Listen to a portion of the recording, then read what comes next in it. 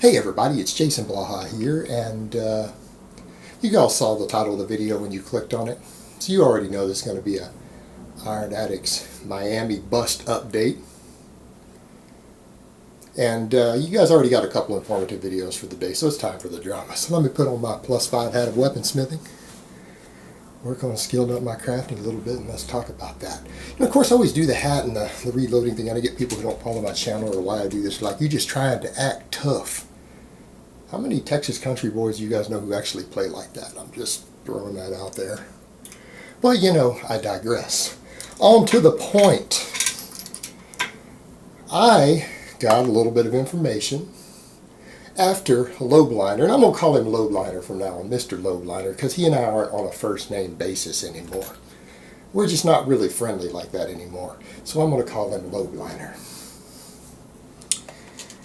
It seems that he did a little checkered speech the other day. You guys see that? It was good, sitting there. He's got his wife there. She's there to hold his hand, comfort him. He admits he had been crying. He was a little bit upset about everything. Had to get it all out of his system. Creating some sympathy there with his beautiful checkered speech. You know, he's been displaying his kids, displaying his wife. She's there for support, the supportive wife.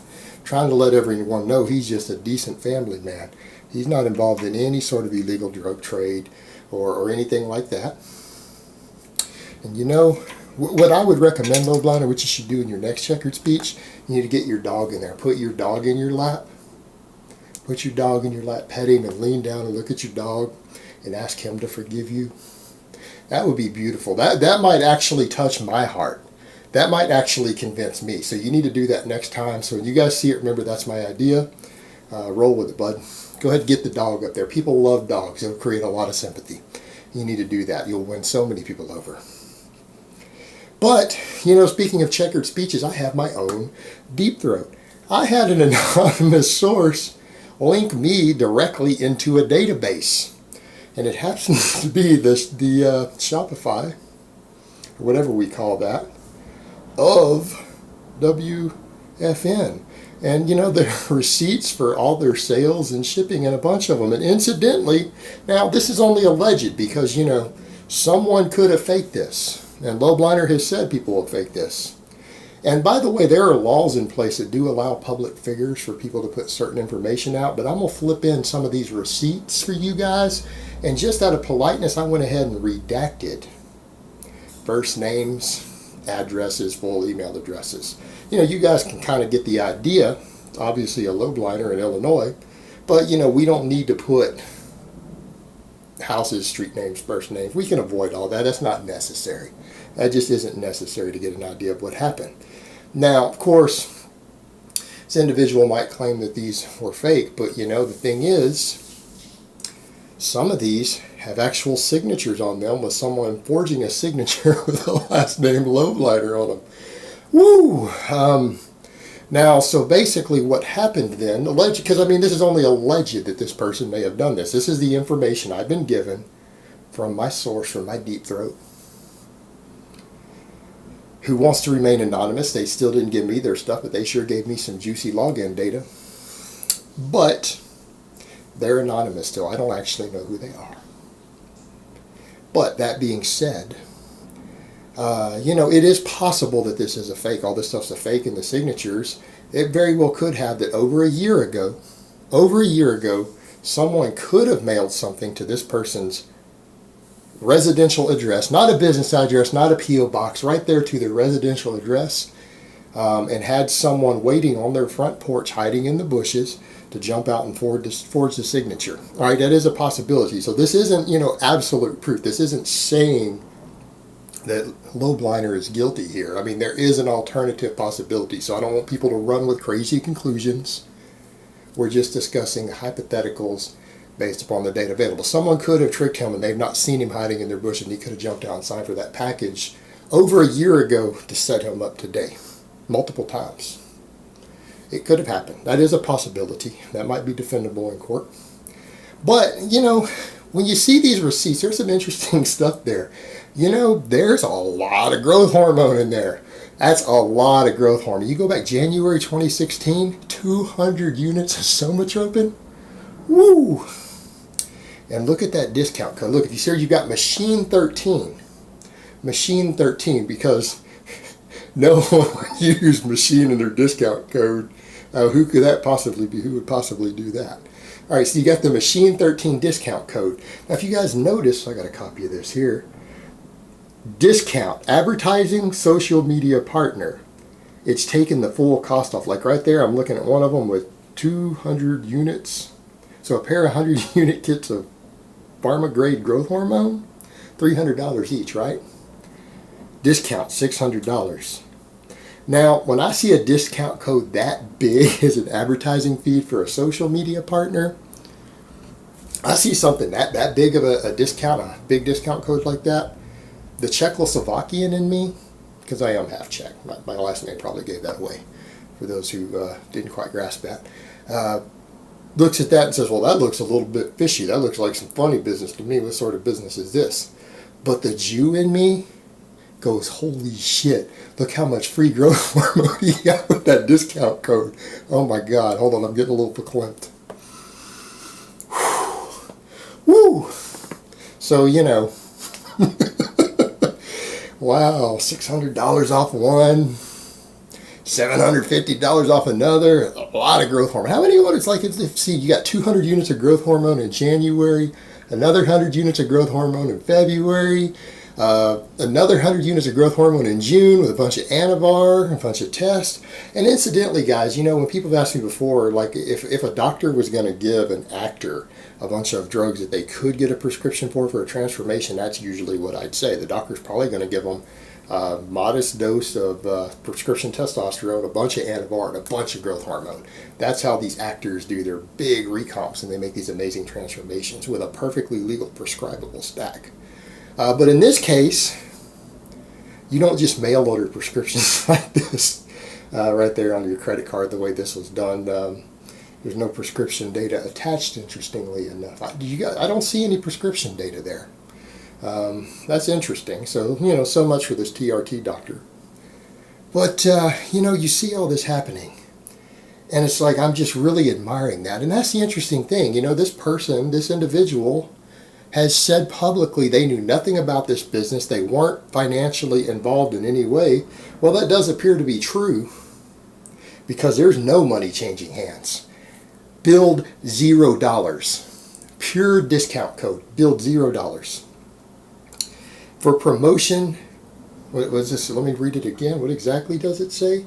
Discount, advertising / social media partner. Incidentally, this person made a video on YouTube advertising this company and its products. And that video has now been pulled, of course. But how's a person who made a video endorsing this company, linking this company, endorsing its products, and then allegedly, according to their shipping records, according to the shipping records of that company and according to the tracking numbers, ordered 300 units of growth hormone, bunch of Anavar, bunch of tests, but 300 units of growth hormone and got it all for free as a social media advertising partner. So someone gets 300 units of somatropin for free for having no association with a business under a thing like that, because this is in this company's records. It's in their shipping record. This is an actual online database. This is accessible by anyone who could technically log into it still, because it's not been erased. It's still there, along with the tracking info.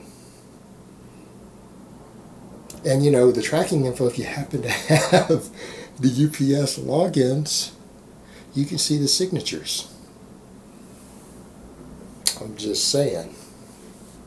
So, Lobliner, in that next speech you do, you know, that next speech that you do, you might really want to bring the dog in. You're probably going to need it. Like, get you some sympathy. Get you some sympathy with that dog. I mean, that's what I would do in your situation right now.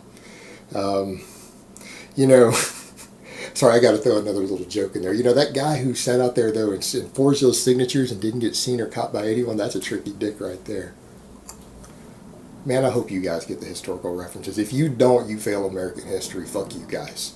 But, you know, that's the interesting thing. Everyone else Everyone else is getting threats over this. I know of multiple people who tried to discuss this at all, who had their families threatened. They're getting threatening phone calls. No one's harassing me.